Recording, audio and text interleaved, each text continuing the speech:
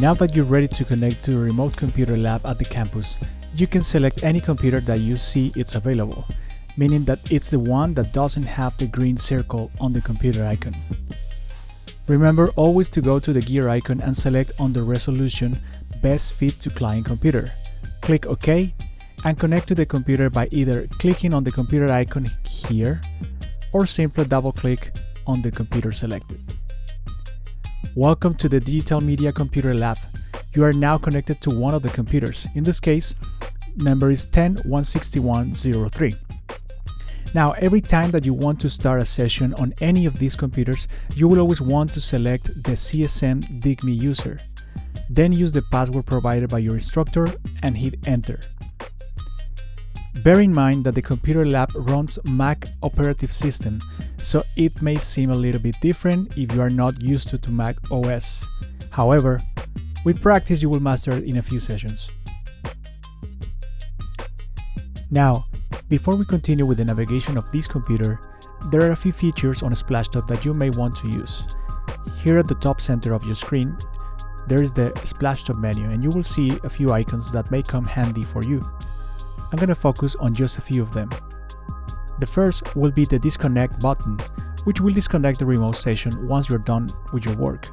However, it's very important to log out from the session first and then click on disconnect. This way, the next person that connects to this computer will start from the scratch and won't have access to any work you've been doing. I'll show you at the end of this video. Here, we have the view icon, which gives you different views of the screen. Original size, you can also change the frame rate. For example, if you click on original size, then you will see the actual size of the screen at the computer lab, which is a bigger screen, it's a 27-inch. So that's why it seems like it's zoomed in. You can also click on the show remote cursor, and it's going to show you the cursor, the local cursor at the computer lab. So the big cursor is my computer and the other one is the one at the computer lab. Probably you don't want to activate this, so just leave it off. And let's go back to scale size. Here is the full screen mode, which you know it's self-explanatory. If you activate it, your screen will go in full view. Here's an important one. COE, which stands for Command Option Escape. If you are not familiar with Mac OS, this is basically to force a quit on a software or application that is not running correctly or is being idle for a while. If you, for example, have a Windows computer, the key command for opening this, which is called Task Manager on Windows, is Ctrl-Shift-Escape. However, remember that you are running now a Mac OS, so the key commands may be different. Hence, this feature is very helpful. Finally, there is the file transfer feature that allows you to transfer files between computers in both ways.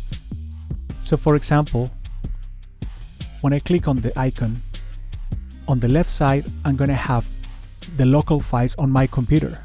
On the right side I'm going to have the files that are located at the remote computer, and I can always transfer in both ways. I can transfer from the left to the right by just clicking on the file and then click on the arrow here, and it will start preparing the transfer. Now, if for some reason when you click on the arrow and the transfer doesn't start, maybe try the other way around. Try with one file on the remote computer and send it to the left. Now, if you are transferring small files, this feature is perfect for you. But if you're transferring big files, I would recommend you to just open your email by going to the browser and then open your Gmail or Outlook account, which usually comes with a cloud. So you can always upload your files onto your cloud and then download it into this computer. Basically, you are just signing in your email on the remote computer, downloading the files, and that's it. Of course, don't forget to log out when you finish. Okay, now we can go to our remote computer and go over a couple of things. By default, you should see located on the dock in the bottom of the screen all the apps frequently used by students and instructors of the digital media programs and electronic music programs. However, If you can't find a software that you know is installed on these computers, you can always use the Spotlight feature located at the top right corner on your screen. This will locate any app, software, document, or basically anything that is saved on this computer. Just type in the name of the file and the Spotlight should locate it if it exists on this computer. For example, here, if I type in Photoshop, of course I know that Photoshop is located here in the dock, but if I type it in on the Spotlight, as soon as I type PH, automatically the Spotlight located the file or the app. So I can just double click from there and it will open the application. For example, if I type in Pro Tools, as you can see, there is no such app installed on this computer. I can't see the icon of the app. All what I see is just some references from the internet or from Siri. So that means that that software is not installed on this computer. Now that in this case we are working with Photoshop, which is part of the Adobe Creative Cloud, we will need to sign in by using our school email address. Just follow the steps and it should take only a few seconds.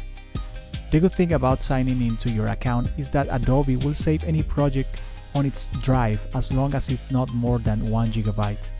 If your projects are bigger than that, which is very likely, I recommend you to always save your projects on a folder with your name and transfer it to your computer by using the file transfer tool or my recommended option, which is opening your email on the remote computer and save it into the cloud. Do the same steps when you want to open a file from your email cloud and download it onto the remote computer. Alright, once you are done with your work, in the case of any Adobe app for example, don't forget to sign out from the Creative Cloud by going to the Help tab and click on Sign Out. This will guarantee that the next person that opens this software won't have access to your projects. In addition, if you save any files on the desktop, make sure to transfer them to your personal drive using your preferred method. By default, any loose files on the desktop will be dragged to the Lost and Found folder. So if you don't find your files, they may be there, but remember, this is a shared computer, so you must take care of your files. It would be devastating if after working very hard for a long time, all of a sudden your files are vanished or modified. So make sure you save your work and that you have a backup somehow. This applies to any software, Logic users, Reaper users, Adobe Premiere users, etc. Finally, once you're done with your work, close all tabs and programs you were using and log out from this session by going to the Apple menu to your top left corner and click on Logout CSN DIGME. Then click on the disconnect icon on the Splashtop menu and you will finish the session on that computer. Now, you are actually navigating on your computer. Okay, that was an overview of the basic steps and features of the Splashtop Remote Service app and the Digital Media Computer Lab at College of San Mateo. If you come up with any questions or issues, do not hesitate to contact your instructor or your instructional aide.